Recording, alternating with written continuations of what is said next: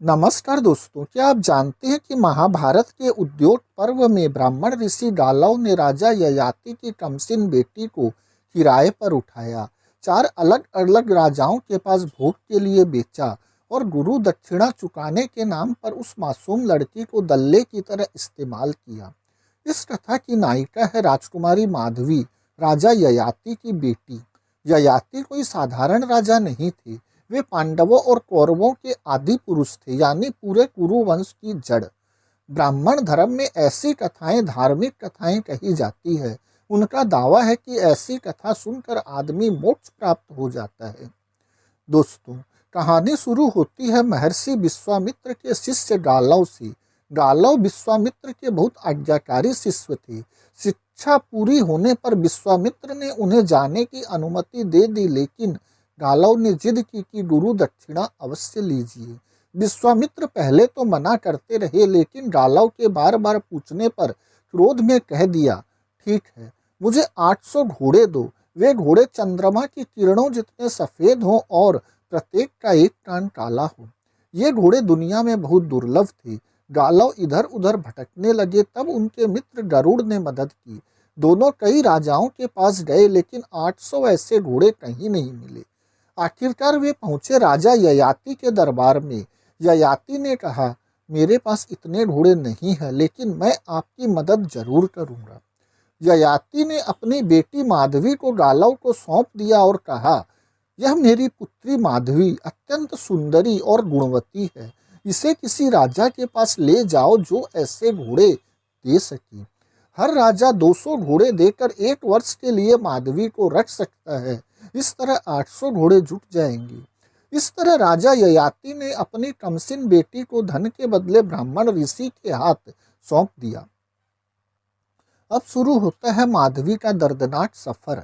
गालव माधवी को लेकर सबसे पहले राजा के पास पहुंचे। वह राजा था राजा हर्यश्व, अयोध्या के राजा। गालव ने माधवी की खूब तारीफ की। उसके अंग प्रत्यंग सौंदर्य गुणों का ऐसा वर्णन किया जैसे कोई माल बेच रहा हो। राजा हर्यश्व के पास जाकर विप्रवर गालव ने कहा, राजेंद्र, मेरी यह कन्या अपनी संतानों द्वारा वंश की वृद्धि करने वाली है। तुम शुल्क देकर इसे अपनी पत्नी बनाने के लिए ग्रहण करो। इस कन्या के 6 अंग जो ऊंचे होने चाहिए ऊंचे हैं, 5 अंग जो सूक्ष्म होने चाहिए सूक्ष्म हैं, 2 नितंब, 2 जांग, ललाट और नासिका, ये 6 अंग ऊंचे हैं। उंगलियों के पर्व, केस, रोम, नख और त्वचा, ये 5 अंग सूक्ष्म है। स्वर, अंतःकरण तथा नाभि, ये 3 गंभीर कहे जा सकते हैं, तथा हथेली, पैरों के तलवे, दक्षिण नेत्र प्रांत है, वाम नेत्र प्रांत है तथा नख, ये 5 अंग रक्त वर्ण के हैं। राजा हर्यश्व मोहित हो गए। उन्होंने 200 सफेद एक कान वाले घोड़े देखकर माधवी को 1 वर्ष के लिए रख लिया। माधवी ने राजा को एक पुत्र दिया, वसुमना। 1 साल बाद गालव माधवी को वापस ले आए और 200 घोड़े रख लिए। दूसरा राजा दिवोदास, काशी के राजा। फिर वही खेल। गालव ने माधवी की तारीफ की, राजा ने 200 घोड़े दिए, माधवी ने एक पुत्र जन्म दिया, प्रतर्दन। फिर वापसी। तीसरा राजा ओशीनगर देश के राजा।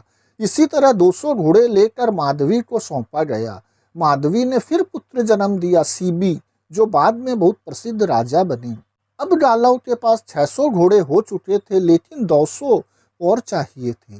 चौथा उम्मीदवार गुरु विश्वामित्र स्वयं। तब गालव के गुरु विश्वामित्र को पता चला कि उनके शिष्य के पास ऐसी सुंदरी लड़की है। विश्वामित्र ने गुरु दक्षिणा मांगी। गालव ने बची हुई 200 घोड़ों की जगह माधवी को ही गुरु को सौंप दिया। विश्वामित्र ने माधवी को रखा और उनसे एक पुत्र हुआ, अष्टक। इस तरह एक ही राजकुमारी माधवी को 4 अलग अलग पुरुषों, 3 राजाओं और एक ब्राह्मण ऋषि के पास भोग के लिए दिया गया। वह 4 बार गर्भवती हुई, 4 पुत्रों की मां बनाई गई, लेकिन उस मां का अपने किसी बच्चे पर कोई अधिकार नहीं था। जब माधवी का सौंदर्य और जवानी ढल गई, गालव उससे और फायदा नहीं उठा सकते थे, तब उन्होंने माधवी को वापस उसके पिता ययाति के पास छोड़ दिया। दोस्तों, यह कथा महाभारत उद्योग पर्व में आती है। इस कथा से जो संदेश निकलता है वो बहुत गंभीर है। यह कथा साबित करती है कि ब्राह्मणवादी समाज में पिता अपनी बेटी को धन या घोड़ों के बदले किराए पर उठा सकते थे, जमानत की तरह इस्तेमाल कर सकते थे। ब्राह्मण ऋषि गुरु दक्षिणा के नाम पर लड़कियों को भोग के लिए लेते थे और इसे पूरी तरह धर्म सम्मत माना जाता था। ब्राह्मण ऋषि लड़कियों की दलाली करते थे, उन्हें एक राजा से दूसरे राजा के पास बेचते घुमाते थे और इसे अपना धर्म कार्य बताते थे। माधवी जैसी असंख्य लड़कियों की कहानियां पुराणों में है। माताएं भगवान से बेटी की बजाय बेटा मांगती थी, क्योंकि बेटी को इस तरह की पीड़ा झेलनी पड़ती थी। अब सवाल ये है, क्या ऐसी कथाओं को आज भी धर्म ग्रंथ का पवित्र हिस्सा माना जाना चाहिए? क्या इनसे नैतिक शिक्षा मिलती है या शोषण, दलाली और स्त्री अपमान की मिसाल है ये? क्या ब्राह्मणवाद ने स्त्रियों को सिर्फ वस्तु की तरह इस्तेमाल किया है? धन्यवाद दोस्तों।